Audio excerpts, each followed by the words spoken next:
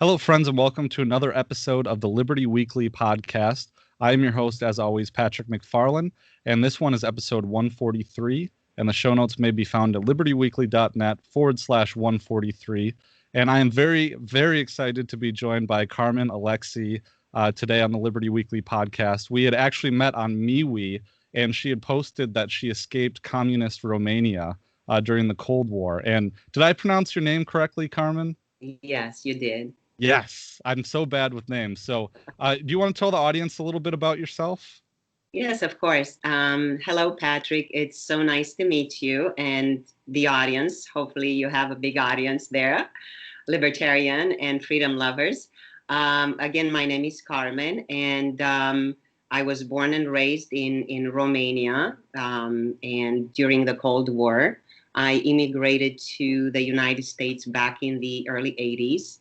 And I immigrated to this country particularly because of the topic of freedom, because we didn't have any freedom in Romania back when I grew up, and I wanted to be able to live a life in freedom, and not only just for myself, but also for my family, my children, my grandchildren, everybody thereafter.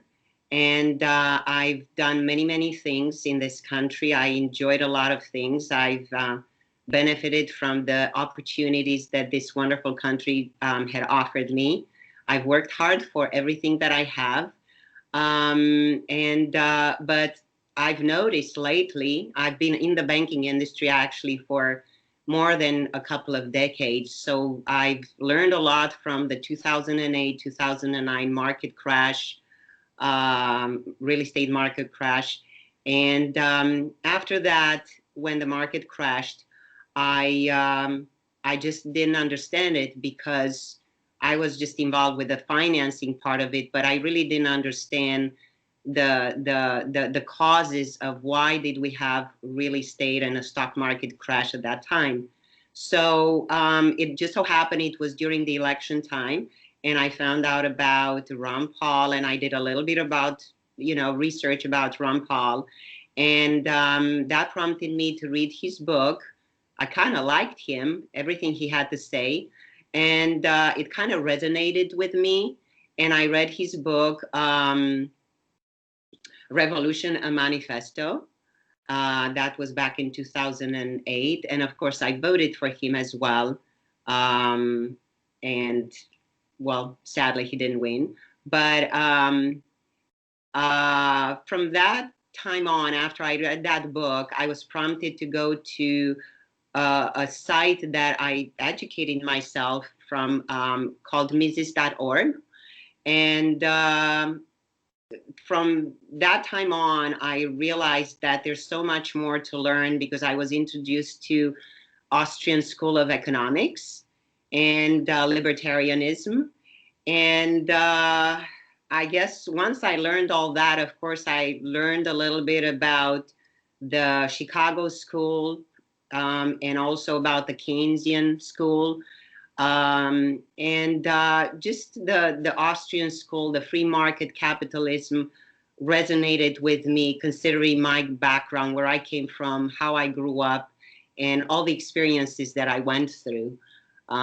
So I've written a few articles in the past. I wanted to tell people about what's going on. I have a lot of communication with my friends and family, and I just want to let Americans know, and pretty much the whole Western world, that I don't think we're going in the right direction.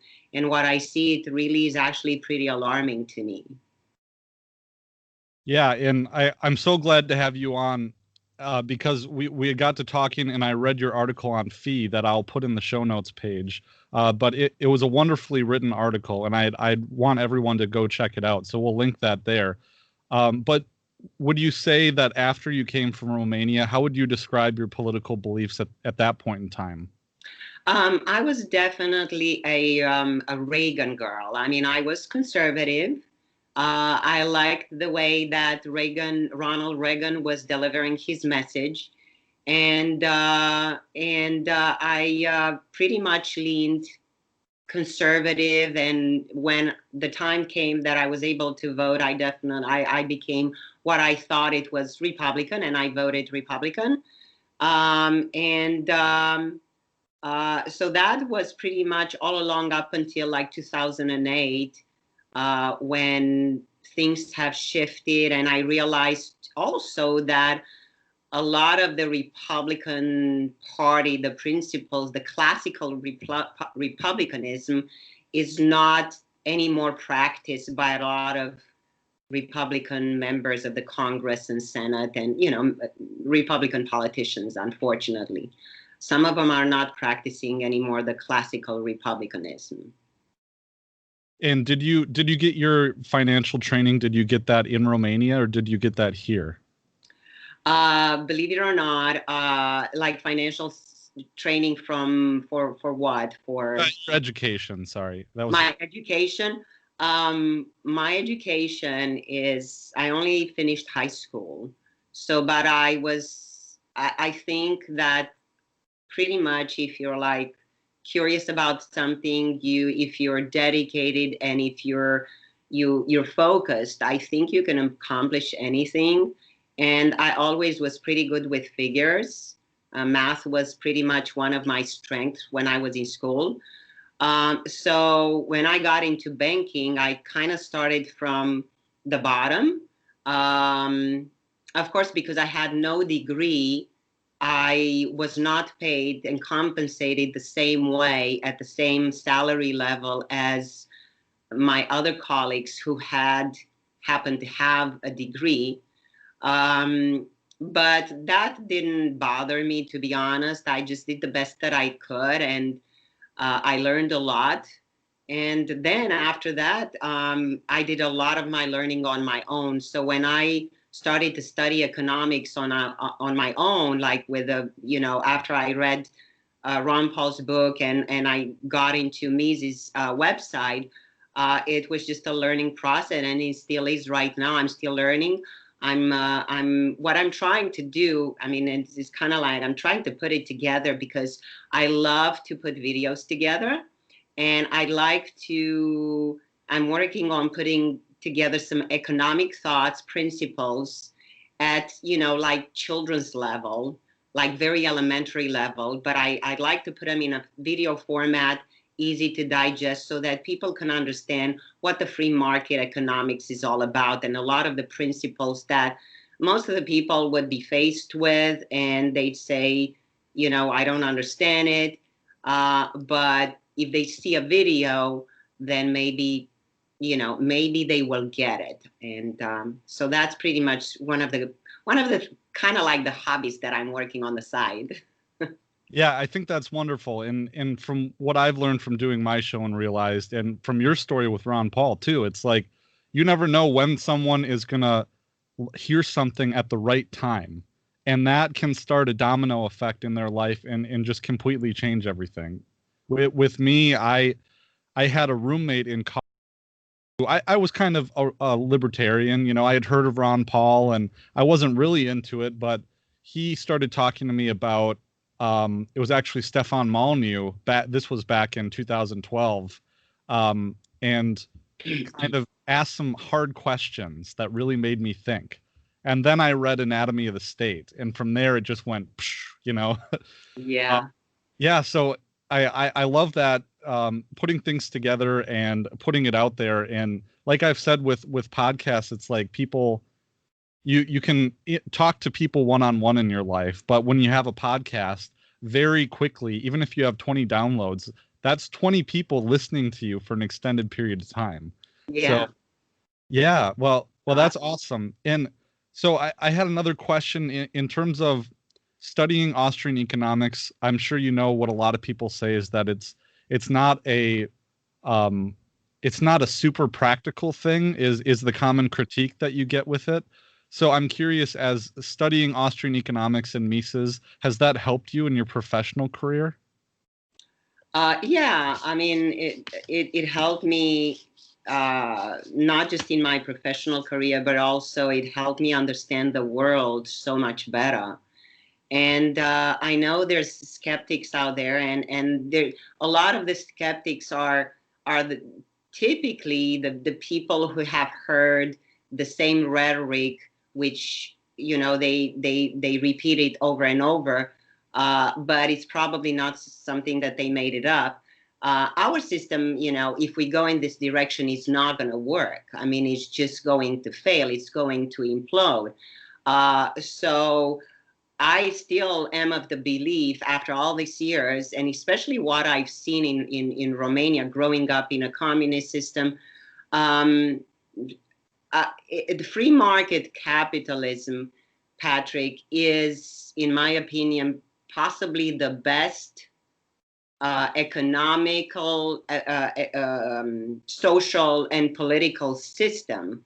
If the goal out there is for humanity to thrive, will it be perfect? No. Do we have a perfect system right now? No. Was it a perfect system when, United States of America, when was formed? No, nothing is perfect. I mean, but we have to have something better than, something that they're taking us towards, like socialism and communism and, all these isms that they just don't work. Like to me, why this resonated is because I come from a system which is centrally controlled, centrally planned. The economy and everything else around it was centrally planned by a few people on the top. And those people, no matter how many degrees they have and how educated they are in theory, they cannot really plan an economy of a nation. So everything was chaotic. I mean, everybody was working for the government. And by the way, what we learned in school was that we actually lived in a socialist country, okay?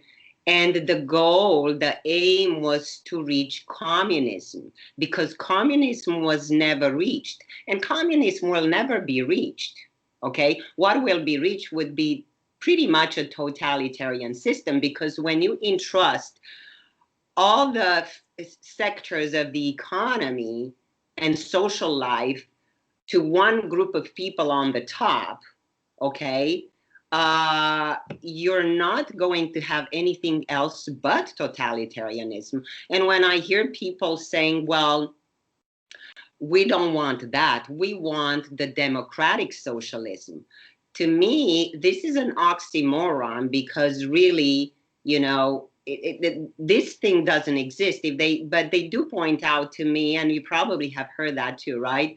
Like, oh, look at the Nordic, the Scandinavian countries. But you and I know, and a lot of other people know, that those countries basically have dabbled into that, but they saw it's not working. They still allow the private sector to do a lot of their jobs and take over the economy. The problem with them is that they came up to a point where they have a very large welfare state.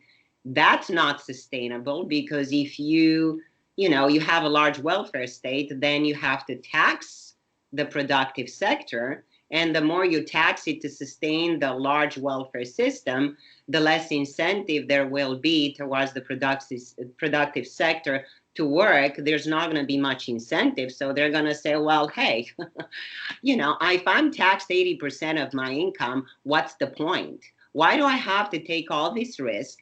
Because every entrepreneur, every business person, and I'm a business person myself, I take a lot of risks. I've taken risks all my life, not only when I escaped Romania, but through everything that I've done. I've taken a lot of risk. Sometimes I failed, sometimes, a lot of times actually, I gained. But that's the point. I mean, Scandinavian countries, if they continue with a large welfare system, they're not going to do very well, and they cannot be given as an example anymore. So really, in socialism, communism, fascism, you have centrally planned economies like socialism and communism. You have the economy the means of productions taken over from the private hands, put over in the hands of the government. Everybody works for the government. Then in a fascist system, you have again the means of production taken over from the private sector and put in the hands of the government and a few big corporations, which end up being, having monopoly statuses.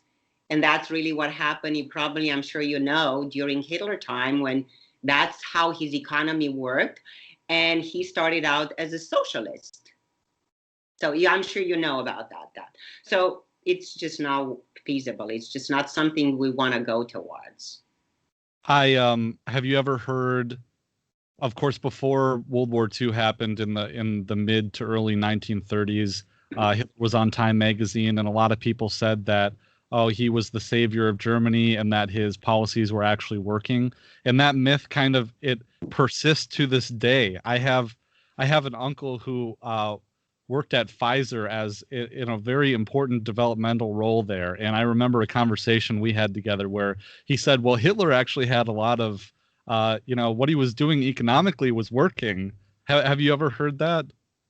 I've heard that. Well, I haven't heard that, but I read about that. I can't remember where, but I read somewhere about that back, during the early 30s, Time magazine and because see, to be honest, I know, I mean, you might, some people might say she's getting into conspiracy theories, but I read Anthony Sutton's trilogy, the Wall Street and the Bolshevik Revolution, Wall Street and the Rise of Hitler, and then Wall Street and Roosevelt. And they're all connected. I mean, it all kind of shows who put, at least it's documented. Anthony Sutton, he documented that very, very well in his book. And it's not something he made up, whereas there was a lot of influence from the West into I mean, if it wasn't for the money and the financing, Hitler would have been nothing today, from my understanding after reading that book. So the propaganda worked. I mean, like in before the revolution, Bolshevik revolution, there was a lot of propaganda that was penetrating into the Soviet Union. And the propaganda was pretty much geared and aimed towards the working class. And the working class felt like they were not treated well. They were not equal to those, higher above them rich folks. So it was that instigating that conflict between classes, which I happen to see right now what's going on in our country, through the progressives, statists, leftists, whatever you want to call them, this is what subtly they started out, and you hear people talking like, oh, this is a good thing, when they go and say, this is my right, I'm a worker, and this is my right, and the union come, this is our right, and rights. And that's exactly the same message. That's the message that I got through learning in school when I grew up in elementary school, why socialism works and communism will work. Because when that happens, when we reach that destination, there will be no more classes. It won't be everybody will be equal. There won't be any rich, and those rich people, they will take from them and they will give to the poor. So this is the same message. Maybe it comes in a little bit different formats, but I see it exactly the same message, Patrick. Well, I think that's a perfect segue. Do you want to talk a little bit about what it was like growing up for you? Yeah. Well, I lived on the west part of the country, so we had, I want to say, my group of friends, we were a little more liberated in a sense, intellectually liberated. Plus, we were in one of the largest city in Romania. And the westernized methods, and they pretty much crossed the border to where we were. A lot of my friends were entrepreneurs, black market entrepreneurs, underground entrepreneurs, however you want to call them. And so I was always skeptical about the message when I started to really think, be a little more of a critical thinker, the message that was sent over to us and constantly propagated to us in school and everywhere else.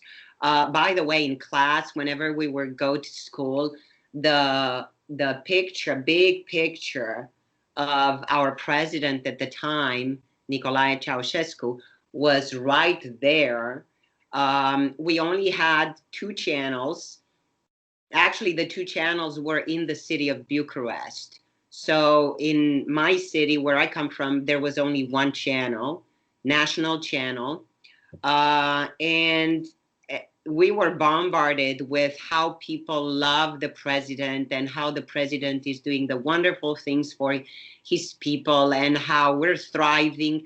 And they would tell us all this bogus stuff. So first you have to kind of, take that with a grain of salt, because, if you realize there's shortages, I mean, you have an adult brain and you realize, hey, there's shortages here. We don't have food. My mom has to wake up early in the morning. I have to go and stay in line with her to get, cotton balls or whatever, milk, food, whatever products. We don't have, the basic needs met. We don't have, like, say, for example, I'm sorry, there's so many things that come to my mind right now. I'm just like, oh, okay, I got to remember this and that. It's wonderful.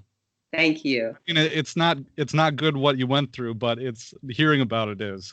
Well, to be honest, I think it's good what I went through. And I was having a conversation with my daughter, and I would never give up my childhood for, growing up here. Because what I've learned there the hard way taught me so many things. And all these things that I learned and, made me stronger, better person, more of a critical thinker. And also I'm able to pass it on to my children, grandchildren, everybody else, and whomever is interested in listening and paying attention to what's going on. So, like I said, it was hard. I mean, there was a lot of risk when I escaped Romania that I took, but to me, I wouldn't change. If I could change anything, I wouldn't change it, to be honest. So. Yeah. Well, I've come to realize that, yes, I mean, culture has such a great deal to do with what we're facing in the changes in this country. You just see it with kids. I don't mean to sound like a fuddy-duddy, but, kids on YouTube, and they're watching these influencers who are pushing liberal agenda, progressive agendas, and social justice, and with in the universities, all of the Marxism in the universities. It really does. I mean, I went through it also through its heyday. So to have you come and with your experiences and teach your family and to contribute to the U.S. and have your own business, I think we should all take a page from your book. My parents were hard workers too, and I was telling you before we went on that my grandpa was in the John Birch Society, and he was a hard worker and believed in the American spirit and that too. So, but yeah, to pass that on to your kids, and it sounds like you were just saying you told your daughter a lot of stories about growing up. I did. I told her a lot of stories, and I've shared my story. When I first arrived in the United States, so many people were like, this is during the Reagan era, and I lived in California, and I remember I was a waitress, and I was I mean, talking to a lot of people. I had this accent, very thick accent. People would ask me where I'm from, and this is during the Cold War still, you have the battle between the two big superpowers, and just people were like fascinated to listen to my stories. And pretty much in the restaurant where I worked, it was more of a coffee shop. I mean, I had an audience. People would come just to have a coffee and talk to me because they were so fascinated about all the stories that I would share with them. So yeah, like say for example, one of the things that I remember, it was like there were we had hot water 2 times a day, in the morning for 2 hours from 6 to 8, and then in the evening from 6 to 8 as well. So we had to be like really quick in taking showers and getting ourselves washed before the hot showers, the hot water would go away. So that's obviously, energy was an issue, food was an issue. The year before I left, actually the year I left, um, they came over to our house and they did the census, and as a result of that, they were putting together the rationing, and our family was assigned so much food, like staples, like consumer staples like sugar, flour, um, what else, uh, eggs, dairy products pretty much, um, on a ration, so we couldn't have more than what we would be assigned. And but a lot of times, it was not only, let's just say you'd go to the store, my mom would go to the store, and she'd be able to, because she didn't meet her quota yet, she'd be able to get some sugar or some flour or some, say, eggs or whatever, dairy products.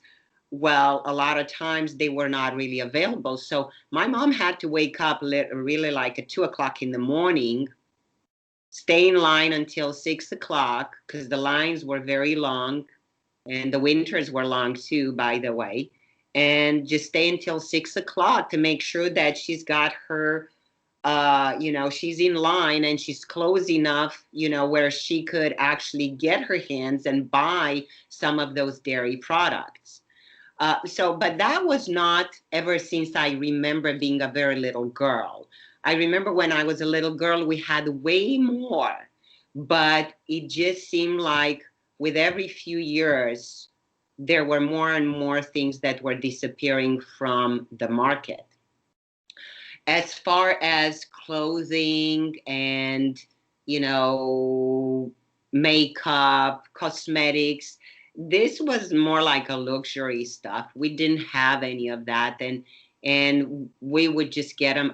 There were these black market entrepreneurs, and we'd buy. I wasn't into makeup or anything at that time, but I really wanted some jeans. So you could buy a pair of jeans. Also, I was a swimmer too, so I kind of took advantage of that, and I was able, before I turned 18, I was able to go and visit many Western countries. So I developed friendships with swimmer friends from other countries.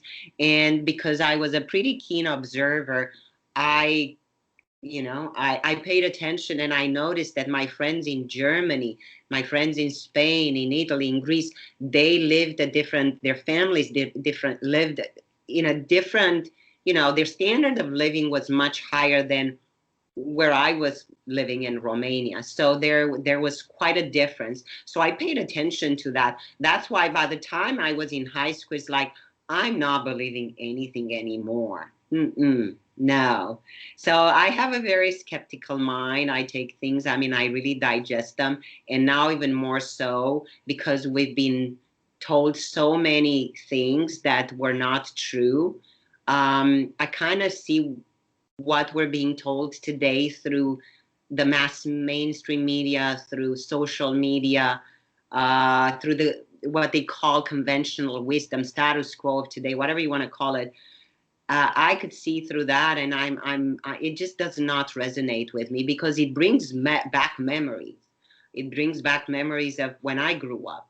And, I've had a lot of my friends who are acquaintances, because I mean, they're not really very close friends, but they're acquaintances and we're in good terms. But they tell me, well, Carmen, um, you lived in a totalitarian system. That's not what we want in here.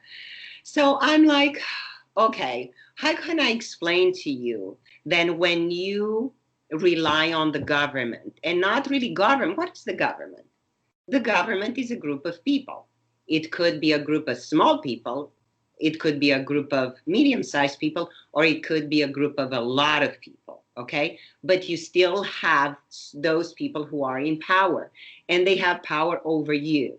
So are you trying to tell me that those people, when they have access and they're entrusted, I mean, they know they're in position of power, and they don't even know all their people in the country. They don't know 1/10 or 1/100th of the people in the country.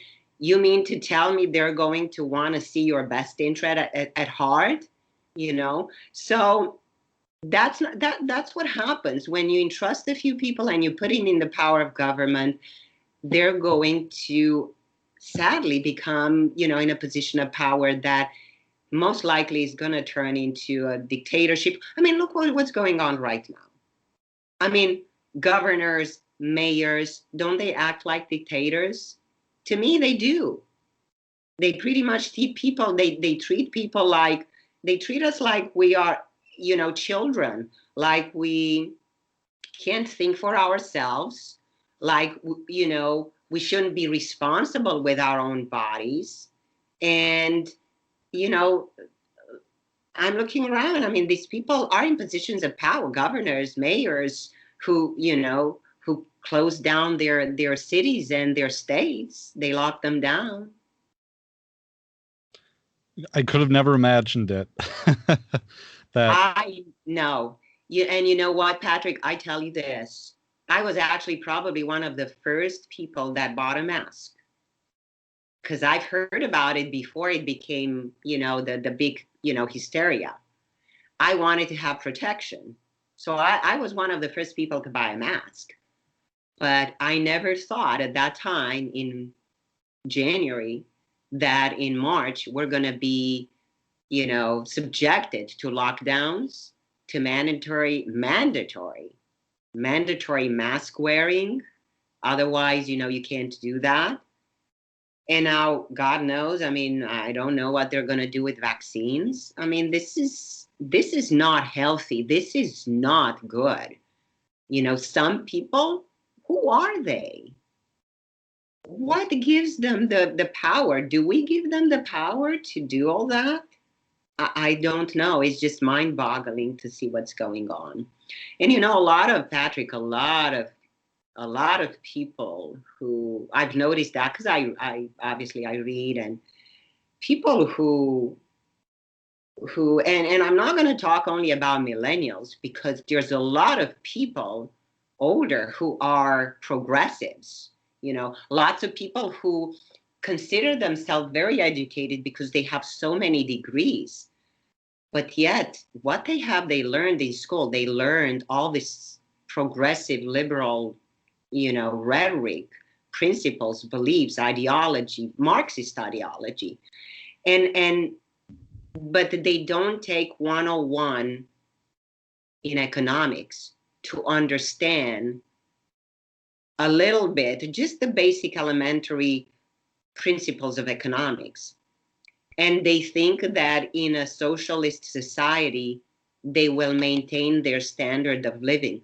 Like those who make a lot of money right now, because say they're professors teaching liberal arts or whatever, or they're like in a government position and they make over 100,000 or whatever, and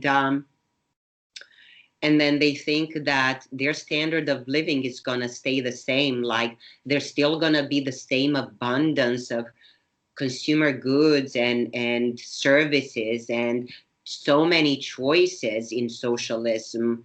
But the problem we're going to solve, that's the way they think, the problem, it's not going to be inequality, and everybody's going to be equal. And that's really not going to happen. I mean, this is a myth. This is a fantasy. This is like, La La Land. I mean, this is a dream that will never come true because it's just economically, it's not feasible. It's not sustainable. So when you were growing up in Romania, was there a class of people who was above everyone else? I mean, you're saying they didn't have true equality. What was the experience on that front for you? I'm glad that you mentioned that because that's another thing. They think it's going to be a classless society in socialism and that is a total fallacy. I mean, that's not going to happen. There's two classes of people, okay? You're going to have, and I don't want to make it sound so simplistic, like, oh, it's two classes of people and you have the rich and then you have the poor, okay? You still have like a little bit of those that are a little better off than the poor, okay? But the poor, I'm talking, that was the norm. So if you take the standard of living of a resident, a citizen, or all the entire class society, the masses of Romania during that time, their standard of living is going to be below the poverty level here in America. Okay. But that was, and so I called them the poor, but we didn't call them the poor because, I mean, it's not like we were dying like in a third world country somewhere in, Africa or whatever. And, we're dying of measles and we're dying because of malnutrition or anything like that. Even though, I mean, yes, there were some cases, in the rural Romania, but nothing to that effect. But you did have those on the top. So those on the top were usually the people who had connections, the people who were in the government, they were the politicians and their circle of friends. And then you had the rest of us, Now, I was also a little bit more privileged, I'm going to say that, because the army people were a little bit better off so my dad was military. So they were a little bit better off than the rest of the people, okay? Then you had the physicians, okay, that were a little bit better off than the rest of the people. And how they were better off, it's not because their salaries were like very, very, substantial. They didn't have big salaries. They had pretty minimal salaries. But because there was a shortage of doctors, then you kind of, and there were a lot of people that needed to be seen by the doctors. If you really needed to be seen by the doctor today or tomorrow, you had to pay a premium for that in form of a bribe. So the bribe could have been money, but they preferred not money. They preferred at that time things that they could sell on the black market, like cartons of cigarettes, like Kent or Marlboro that were at that time, whiskey, hard liquor, stuff like that, that was very much in demand and you could sell for top money. So they would take bribes like this. So they were better off because they were in positions of, okay, this was not official, but it was happening.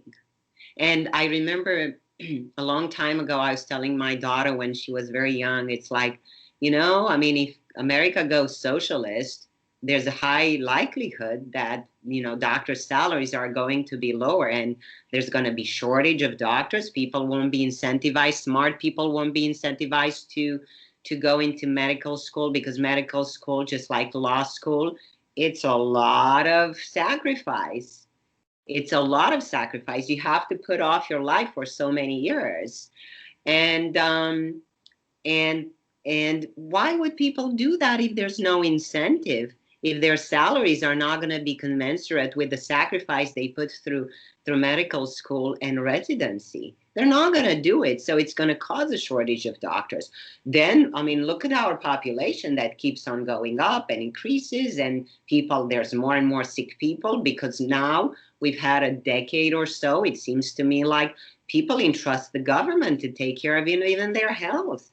I mean, where's that? That's why I like Jordan Peterson. He's apolitical, but he's so much for personal responsibility. He's really just inspired me to listen to him. And I think he's making a difference in, inspiring young people and people in general to take responsibility. Because on the other hand, the progressive agenda is like, they don't mention anything about personal responsibility. And I look around me and I'm thinking, well, what happened to that? Back when I came here in the 80s, this was a must. You had to be responsible if you wanted to succeed in life. Because that comes with just living in this world, in this country. So anyway, personal responsibility. I'm not even sure how I got here, but I'm sorry, my train of thought is. I think you're right, because I think that people yearn for personal responsibility. Even the progressives and people in my generation, they yearn for it. Even they don't know what it is they want, but that's what it is. They just don't know. But it's funny that, yeah, go ahead. What? Sorry, you can go to a Jordan Peterson lecture and you see the hunger for it and for his message. People want it. Yeah. Well, I was just listening to him on a podcast of Dr. Oz, not podcast, but a YouTube video with Dr. Oz. And just yesterday I was listening to him, and he was saying that, because obviously he's a clinical psychologist, so the guy knows a little bit, right, about human psychology and depression, and he said that we have to have an aim. We have to have goals. We have to aim towards, we're built that way. If we don't, we're going to fall. We're going to be depressed. We're going to get sick. So humanity, I mean, the way we've been created is we have to aim towards something. So we have to constantly take on responsibility if we are to have a goal in our lives, right? So, yeah. But yeah.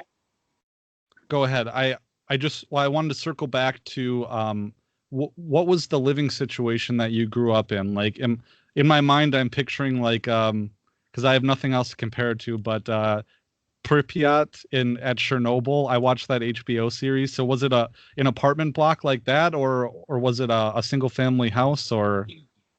No, it was an apartment building. So we were in an apartment building. We were a family of 4. And we were in an apartment building with 2 bedrooms. So my parents were in one bedroom, and then my sister and I, we were in another bedroom. It was a fairly small apartment. We had a small living room, a small kitchen, and 1 bathroom. We had no elevators. We walked the stairs to the 2nd floor. And but we were outside as kids. We had friends. We'd play whatever games with makeup. I was also a swimmer, so I spent a lot of my time going practice swimming. Yeah, apartment building. Yeah, and I mean, people didn't have, in the city, you didn't have the opportunity to live in a house unless you were a doctor and you could buy a house, but you still buy your, well, maybe not. I'm sorry. I think that was after that. I'm talking about after, after 1989, when people bought a lot of their apartments, but it was pretty much owned by the state.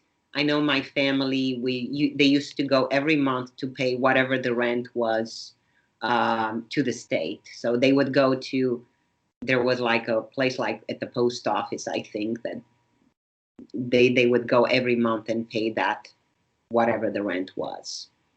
And all the utilities, they were also paid to the state. So, and because the state was obviously in charge with all the building, the cities, the infrastructure, you could tell they were old buildings. So when we had the earthquake in 1977, not in my hometown, thank God, but in Bucharest, the main city, the capital, because the buildings were so old, it collapsed. In 1977, we had a very big earthquake, and it killed a lot of people. And that's, the quality of the buildings was very subpar. So you had a lot of, this is what I call the what is it called? I'm sorry, it's the unintended consequences of some of the, government programs that are available out there, and you can't just go by that. Anyway, it's just, government taking over again, the same thing over and over again. Yeah, I'm sorry, go ahead. No, you go ahead. I was just going to say too, because I really wanted to say that a lot of people act today like people who believe the Marxist utopia. They talk about, first of all, I think that they are convinced because, most of us, we have a compassionate side to us, right? So the message, the way that it's delivered in, to trigger your compassion fibers, okay, nerves in your brain. So therefore, as a result of that, a lot of people, from what I gather, they believe that such a society is a socialist society is a compassionate society. And Patrick, I cannot stress enough how totally opposite that is. When you don't have your basic needs met, everybody's for himself. How can you be compassionate towards others? You can't. You have to first have your basic needs met, which really they're not met in a socialist society with an economic system that has so many shortages and there's so much scarcity. You just don't. So compassion is something that it's absolutely not going to happen. People cheat, people lie, people become dishonest, and that's not because they want to, but because this is the life, the circumstances that they live in. They have to meet their basic needs. Okay, if they're not met, they're going to continue to do those things that we in Western society consider that are immoral. They're not, they're not okay. We wouldn't accept those. So no, there's no compassion. You have a much more compassionate society in the Western world, at least much more back in the 80s. I saw it gradually disappear because more and more people are, it's like, okay, if the government is going to tax me, and it's going to just go ahead and provide for all these, the lack in society of whatever that is, then they kind of detach themselves from that. But I'm not saying it's all happening, because there's still a lot of people, and I still see a lot of people who are very compassionate, very generous. They're donating for good causes. So I'm not saying that it's not happening. It's just not happening as much as I believe it was happening 20, 30 years ago. Well, that's a wonderful point. And through all the things about communism that I've studied, I've never heard that point made before. But it makes total sense. It's like, have you studied Maslow's hierarchy of needs at all? No, I have not. It's a concept in psychology where Maslow has identified certain needs that humans have. And I'm sorry if my son is throwing a total meltdown upstairs. I don't know if you can hear that at all, but I can't, but I completely understand. yeah. So at the very base of the pyramid is Maslow. He said that humans need their basic needs met. That's food, water, shelter. And then next is human interaction. No, yeah, physical safety. Maybe that's on the bottom too. But the next one is human interaction, and you can only become so much of a human without a certain step of the pyramid. And there's like human interaction. There's close familial relationships. There's love. I'm not sure about the hierarchy, but at the top is self-actualization, which is like giving back to the community and doing good works. And so what you say makes perfect exact sense in that order, because if you don't even have the base of the pyramid, are you going to look out for your neighbor when your kids aren't fed? Or how are you going to have morals to abide by? Morals kind of become a luxury. Exactly. Yeah. Exactly. Exactly. No, it makes a lot of sense to me too. So I hope it makes a lot of sense to a lot of other people that have never been exposed to this side of, of the way we think. Also too, I wanted to talk a little bit about the healthcare, because that has been such a talked about issue in, I think, ever since Obamacare, or even before, during the Bush years.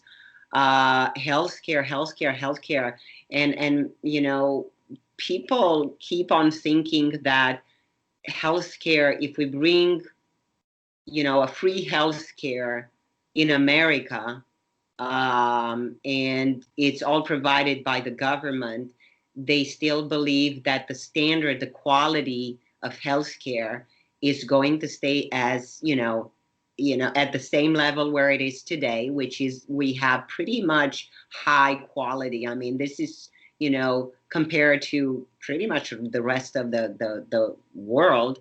And also too, they think they're going to be able to be seen by doctors the same day or next day, or within a few days.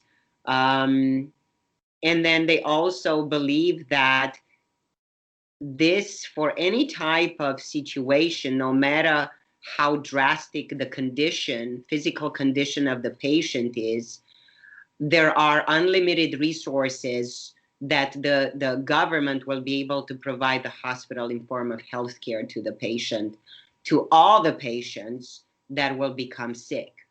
And that is, again, another myth, another fallacy.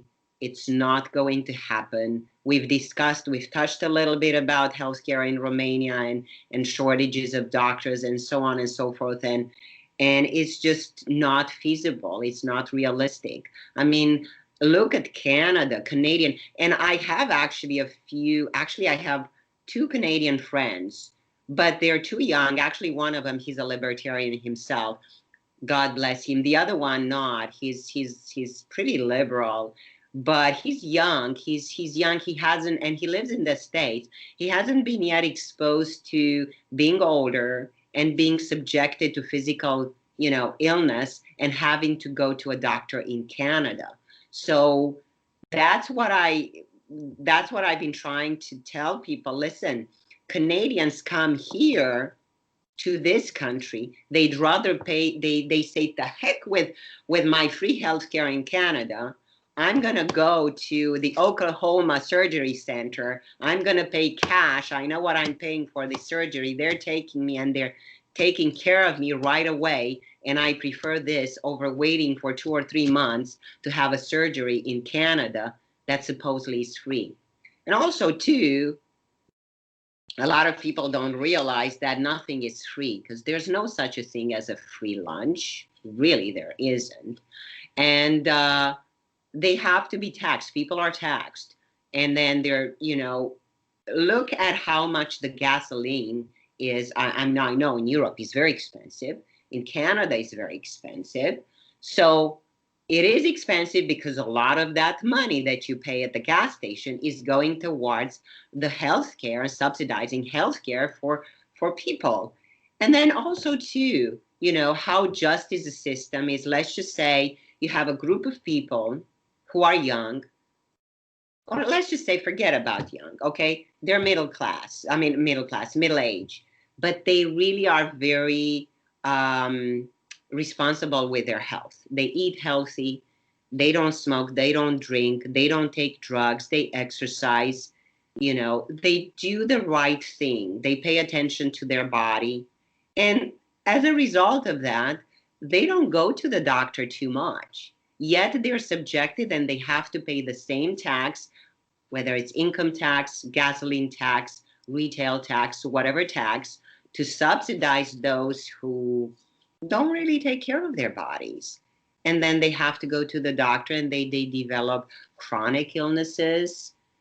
And, you know, you have diabetes, for example. And I bet you there's so many people in this country that have not even been diagnosed with diabetes. And at the core of diabetes, there's so many other chronic illnesses that come around, and then, you know, it is just like the whole body gets, you know, pretty much hijacked. So you have to depend on doctors, you have to depend on constantly going to the hospital and to the doctor. And is it fair? Is this a just system? Because this is what also too, you know, people think that in socialist society is a just society. No, it's not a just society, because if you do the right thing to take care of this yourself, and you really are not a burden, or you don't, you know, you don't spend a lot of taxpayers money on, you know, them having to pay for your health care, but you have to pay for others who don't really take care of themselves that much, that's not a just system, you know. Plus, there's no equal opportunities in socialism. You know, I'd say here you have equal opportunities for all races, all races. I mean, why do people from Africa, third world African countries, black people come here? And they talk about this country like it's the best country in the world. And it is. I mean, it was. Hopefully it will stay. And we're not going to let ourselves be taken over by, you know, United Nations and so on and so forth. But why most of them, they come here not to be subsidized with anything. They come here to work hard, to use their talents, to use their, you know, hardworking ethics, you know, to build something for themselves and their families. I have a lot of Hispanic friends too, from Venezuela, from Cuba, people who understand this kind of stuff. They escape their countries to come here for better lives. They understand this is a country of opportunities. I don't know, what else do you want the government to do other people want the government to do to give better opportunities when they are there? It's just a matter of like, get up, go take advantage of them and do it. Because you can't say I am black or Hispanic or Asian or Caucasian and I can't do it because I don't have any opportunities. You know, there are plenty of them out there, really are. I mean, I know so many people who are friends of mine, they're black and they're Hispanic, and they have made good lives for themselves. Well, then you have to take responsibility for yourself, and it's a lot easier to blame it on something out of your control. Like, oh, I didn't have a good home life when I was growing up, so it wasn't a possibility for me to go to college, or what have you. And I'm sure that you, in your conversations with those friends, do you have a lot in common about how you grew up?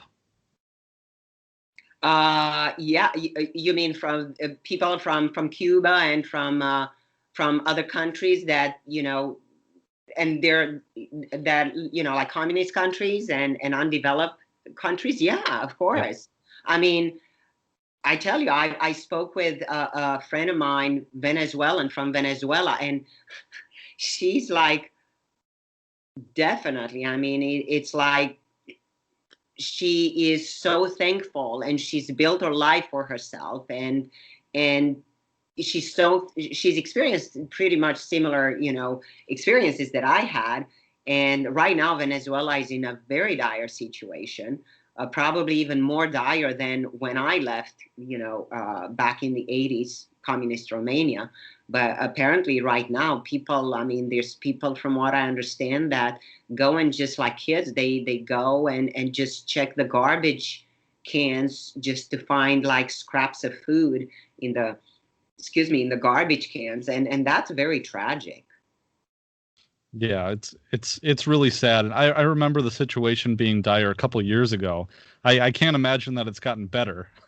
I I don't know if you saw Luke Rudkowski of We Are Change and Jeff Berwick. I don't know if you're familiar with them, but they went to Venezuela and they have a whole video diary of their experience, and it's bad.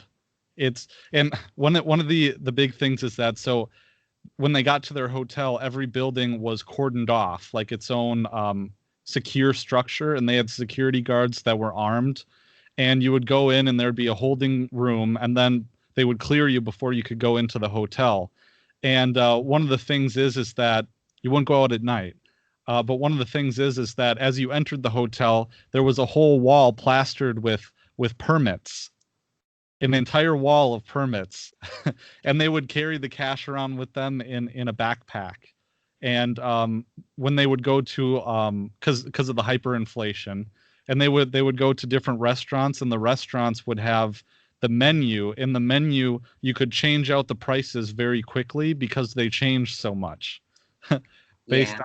on what day it was. So we're coming up on time a little bit, and I want to be respectful of your time as well. I got a few more questions, and there's a whole bunch more that we could talk about.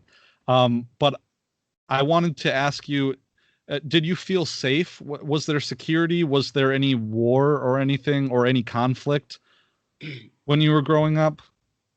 No, I did feel safe. I mean, I didn't feel like, there wasn't, at least not in Romania.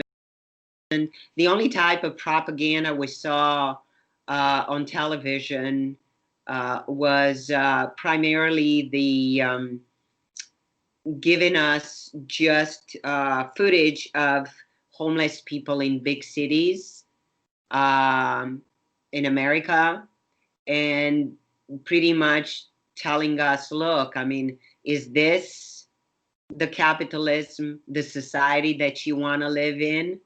But as far as safety or any type of propaganda, like, go fight America or anything like that, I, or anybody else, there wasn't there, or at least I wasn't aware. And my dad was in the military. I guess I would have found out had it been any of that, but there weren't any. Was there any crime or anything like that? Was that a problem?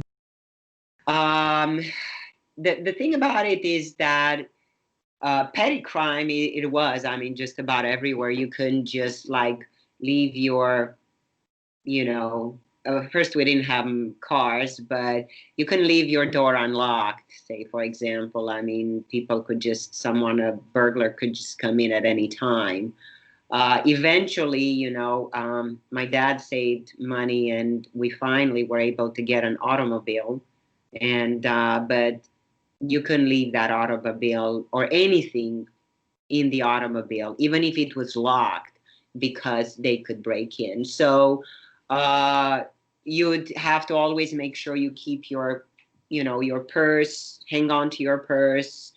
Um, don't be too flashy or anything like that. So, because you never know, you could be mugged at night. So, yeah, there was some of that. As far as murders, I don't know personally, but I'm sure there were, except you didn't find out about them because there wasn't any outlet to tell us in the news, hey, there was a crime.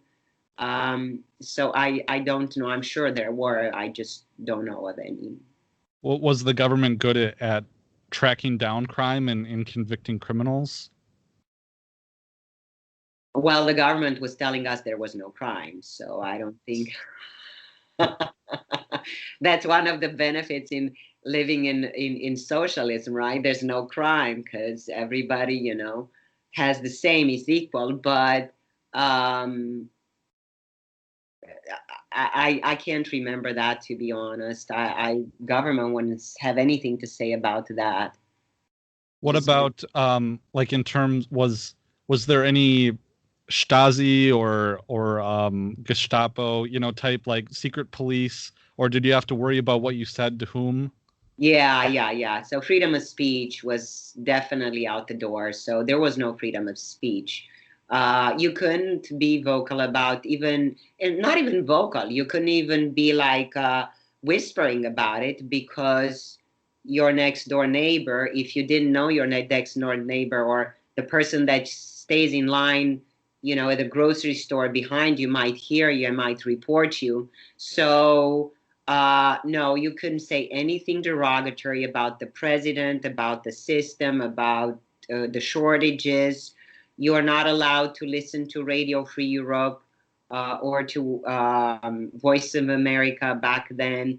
You weren't allowed to. Well, I had something else in mind that I wanted to say. Darn, you weren't allowed. Stays on Well, my tongue right I now. remember like There are a lot of things we're not allowed to do. we studied in undergrad when I minored in German, and we studied the Berlin Wall in East Germany, and there's this movie called Sonnenallee about smuggling Western records into East Berlin, and so did you have a record player? Could you smuggle records and listen to those, or was that too dangerous? Or Well, there were the black marketeers. I mean, the those entrepreneurs, they were definitely taking risks. So they were smuggling definitely, a lot of stuff that was not allowed by the government. They were smuggling a lot of consumer staples and a lot of music, records, albums, jeans, perfumes, cigarettes, all kinds of stuff. And they would sell it on the black market and people would buy it, but it was all illegal. And that's because, kind of like here, the drugs, I mean, are outlawed, obviously. And that doesn't mean that people won't do drugs. I mean, they still do them. It's just a matter of, um, is it, it's a law, but the laws, we had a say in Romania, the laws are made to be broken. so what would happen if you were caught selling? And so two questions: what would happen if you were caught selling merchandise on the black market, and how did you get black market merchandise as a consumer? As a consumer, you have to have acquaintances that have acquaintances. I happen to be in a group where some of my friends, quite a few of my friends, guy friends, they were quite entrepreneurial, but also risk takers. So if, say, for example, I had other friends that didn't know my entrepreneurial friends, then through me, they were able to, and I had to trust them, okay, my other friends, because otherwise, if it was someone I didn't know very well, then they could report my friends who are the entrepreneurs, and my friends would, in order to avoid, here's what happened. The whole system was so corrupt. Yeah. So, okay, we knew it was against the law, and the police, if they caught someone doing something that was against the law, they would also, in order to, close an eye and say, okay, I didn't witness that. I don't know what happened. They themselves, they would take bribes. I'm sure. I mean, like you said, we talked about Maslow's hierarchy. If you don't have those basic things that you need, um, some things are more important, like getting stuff for your family or those creature comforts. So, Exactly. what would happen to someone if they were caught either possessing or selling? Well, normally I think the penalty was jail. For how long, I don't know. Okay. So, but none of my friends, thank God, went to jail for that. That was, but there was a penalty. That's for sure. Jail. It wasn't like something that you had to pay to the state. And it was also when you were in jail, you also had to do some community, I guess, work. They would put you to hard labor. But also, a lot of people would avoid jail, like I said, by bribing the law enforcement people. I see. So that's how they would avoid jail. So were there any like work camps or anything, like a gulag, I guess you could say? I don't know about gulags. I know there were jails. I don't know anybody who was in jail. All I know is that they had jails, and the jails were no fun. I also know that if you tried to escape the system, then your life would be in jeopardy. Like, I escaped Romania. Had I been caught and returned back to Romania, I'm not even sure if I were alive, if I'd be alive today. If I were alive, I'm not sure if I had all my mental faculties intact, because they were pretty brutal. If they caught someone, say, trying to escape, cross the border, you know, to the formerly known Yugoslavia, and they would catch them, a lot of people, they either would be shot, or if they were caught alive and not shot, some of them would be subjected, put in asylums, where they would be injected with all kinds of drugs, so they would be mentally incapacitated simply because they were not functioning anymore in society as productive citizens. I mean, as citizens in society. So yeah, that was probably one of the worst penalties. And of course, you can't talk derogatory about the government. That's pretty bad. Yeah. And that's alarming too, when I see here the censorship that I see, because I talked about censorship years ago. I actually wrote an article that was on my blog. I saved it. I wrote it before. I wrote about propaganda and censorship 2 years ago, and I wrote that article on for fee, and I wrote it on my blog, and I saved it, and I was like, here it is. It's just like I already see it happening. I mean, it was very subtle, but I saw it happening, and I was pretty alarmed to see that, happening here. Censorship, my goodness, and then you see a lot of, people, YouTube channels being, either demonetized or completely taken off because they just don't speak the language of the mainstream. That's pretty frightening. That's not okay. Do you have 10 more minutes? Is that all right? Okay. I wanted to ask you just two more questions. So when all of your acquaintances who were operating in the black market and people you grew up around, when they were doing these things, were they selling these items and breaking the law because of any political ideal, or were they doing it just for material benefit? Well, personally, I think they were driven by the material benefit first, but they were also contrarians. They were against the system as well. They were not really fans of, from our conversations, of the government, of the system itself. But I think primarily they were doing it for material. And I mean, they were benefiting from it. We were benefiting, I mean, we were willing to pay the kind of money that a pair of jeans would cost. I didn't care. I mean, I wanted that. I mean, it was like, I mean, it was something that, benefited all of us. And that's, to me, what I call, free market. The underground market was, the free market capitalism that we were all longing for.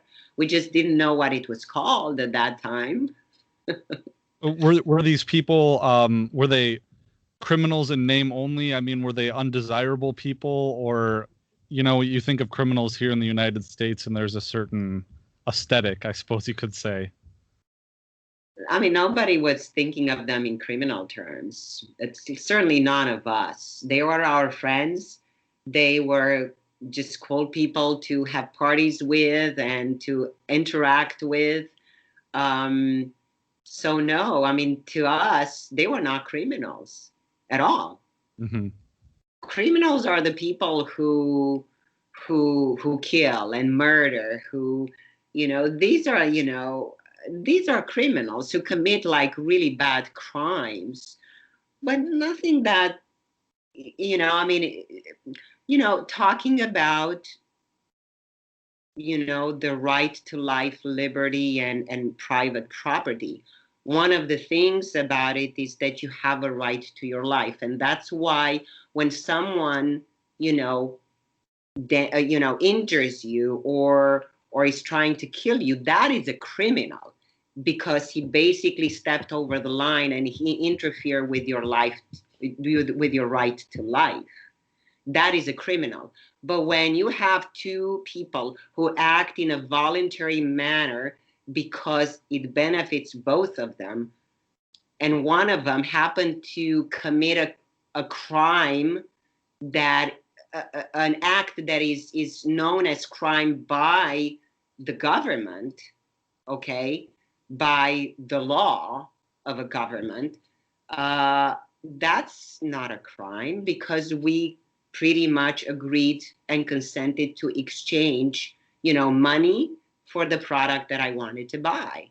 So in our eyes, they were not criminals.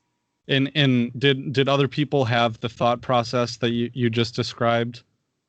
Yeah, and I'm a little much more, I guess, intellectual right now and able to convey this and in more economic terms than back when I grew up and I was 18. But we all had the same frame of mind. We couldn't even dare to think about our friends who were providing us with things that the government wasn't. They were criminals, or Hmm. anybody else that was doing that. We couldn't. I totally agree, and that's wonderful. I just the thought that people would, even under those circumstances, would have that innate feeling and be able to see what we're trying to say here. That's great. I Um, want to say, Patrick, that I think at the core, ever since I was a young girl and thinking girl, I think at the core, I was always a pretty free spirit libertarian person. I just didn't know it, I mean, I didn't know it, and I couldn't verbalize it until I actually learned that there is such a thing as free markets and, free people. And I mean, I knew freedom, but, before I let you go, I want to say something about freedom, because one of the things that I've noticed that sadly, less and less American people value freedom and in individual freedom, and a lot of them try to take the subject, the topic of freedom, and digest it and put it, what is freedom to you and this and that. When a lot of them, I think that they don't even comprehend what freedom is. But in reality, I think of freedom is like, air. When we breathe air and we're healthy and we don't have any respiratory problems, we kind of take it for granted. It's like, do we think every single day about the air that we breathe? No. About the water that we drink? No. Are we thankful for that? Maybe we are in our deepest spiritual moments. Maybe we are, but we don't constantly think about it. The same, but when, say, we have some respiratory problems and we can't breathe, okay? Then that's a problem. That's the time where you realize, man, I appreciate and I took for granted my days when I was able to breathe freely. The same thing with freedom. I mean, I don't want this country and American people to come to the stage when they say, man, I took the freedom that we had for granted and look where we are today because we don't have any. And also too, before I let you go too, because that's so important. And I actually, my Mises article is the correlation. I can't remember how I titled it, but it's the correlation between free markets and individual freedom. There's no such a thing as centrally planned markets to go hand in hand with individual freedom.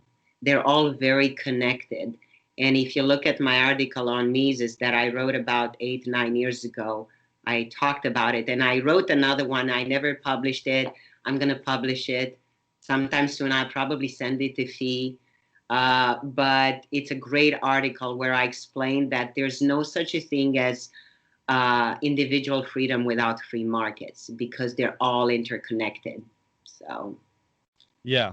And I remember realizing that because that was my problem with civil libertarians, is that they want the civil liberties, but they don't want the economic liberties. And I think a good source for you would be, I think it was Milton Friedman who made this article in Capitalism and Freedom, that book. He makes the point very articulately, more really? articulate than I can, that yeah, so like, for instance, in order to practice free speech, you need a free market economy to, propagate your message. Or because if I think there's someone else who argued this too, but if you have to, let's say, if the bank is socially owned or owned by the government has control over who is lent money and who can start a business and have that civil liberty as well. So, well, last question that I had was, how did it come about that you escaped? And can you tell that story? Basically, so I was a swimmer. I think I mentioned to you I was a swimmer, and after I turned 18, I went to Yugoslavia. It used to be a country, Yugoslavia, where it's Serbia today. Part of it is Serbia. So after the competition, I had already planned it. And after the competition, I planned that I would pretty much escape. It was a long adventure, which I'm still putting the book together. And so I went through a lot of I guess harsh experiences, because I got caught in Yugoslavia, and they put me in jail. I was there for a few days, and I finally crossed the border into Italy, but it was like a series of adventures. It didn't happen just like that. It wasn't very smooth, and it was very difficult. And literally, I left with just a bag of, my toiletries and a few items, and I had a little bit of money too. I had like foreign currency, which I bought on the black market, thanks to one of my friends, entrepreneurs.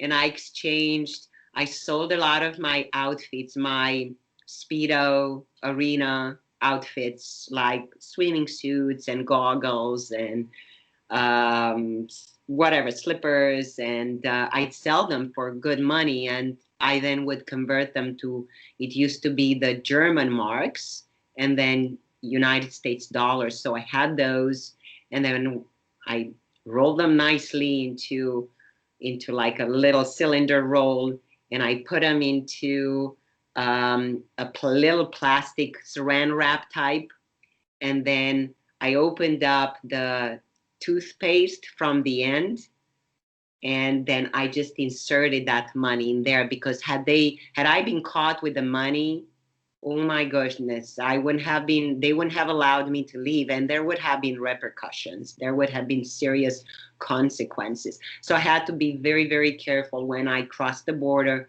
and I left with no passport, because we had a collective passport. So it was a very long and difficult escape, but I cannot say that it was the most difficult escape. I know of people in my life who had it way worse than I had it. So, but it took a while, and then I lived in Italy. I requested political asylum in Italy. I could have stayed. I was granted political asylum in Italy. I could have stayed there. But one of the things that deterred me from staying in, you know, in Italy was Europe at that time, and I think that pretty much, you know, I mean, I'm not sure how it is today, but to be a female and to make it on your own, chances, the opportunities were not there. And that's why I did come to the US, because I had learned that opportunities for both females and males, and no matter what background or race you are, there's opportunities here. And sure enough, I mean, I've had several businesses throughout my life, and it was, yeah, it was great. But I lived there for 7 months, and I immigrated to the U.S. after being there for 7 months. So then when I came to the U.S., I started, you know, like fresh with, I had to borrow $500. I repaid it. I was on the welfare for 2 or 3 months. I was entitled to stay for 9 months, but it's not something that there's no way. I thought I didn't come here to America to be on public assistance. And that's not to brag about it, but it's just not something that my parents taught me. And it's, why would I sacrifice my life like any immigrant? Most of the legal immigrants to this country, they're not sacrificing their life to come and be subsidized by the government. They typically sacrifice their life to come here so that they could make something of their lives, you know. So this is the country that I hope that we're not going to lose these opportunities. And I hope that through your podcast, through the liberty movement, we can open up more eyes and awake more people, because this is, I think we're really at a crucial time in our lives. Yeah. And did I have to ask, did your parents know that you were leaving? No, they did not. My dad suspected something the night before, but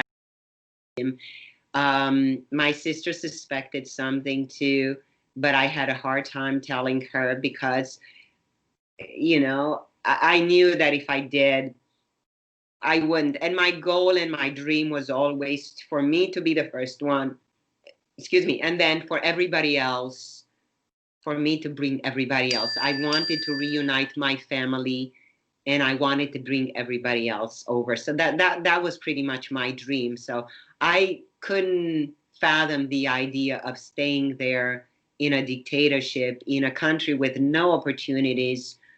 You know, there's so much more that I could have. We've covered over an hour of things, but you know, of the lack of opportunities that you have in a socialist country. There's no opportunities really, unless you're part of the elite. If you're a part of the elite, your opportunities are abundant.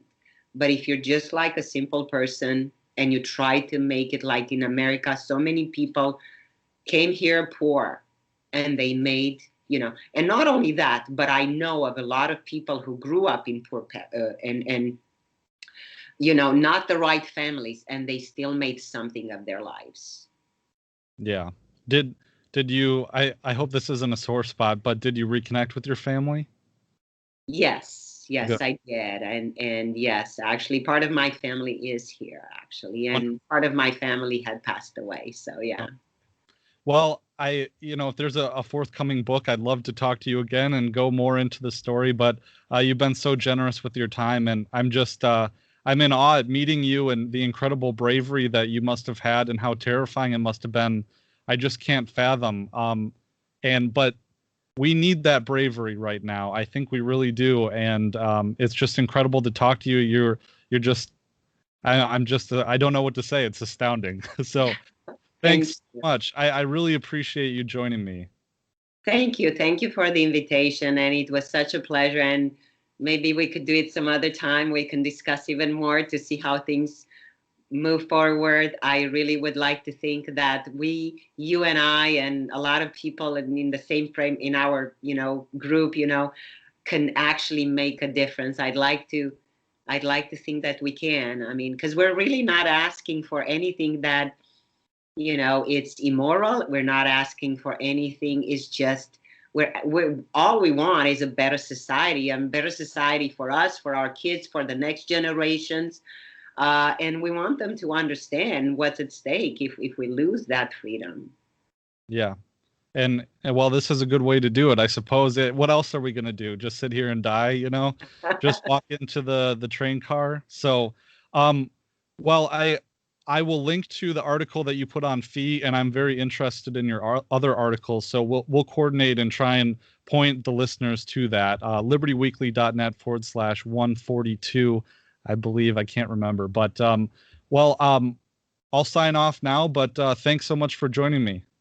Thank you so much for the invitation. It was such a pleasure to meet you and to share with you my experience, Patrick.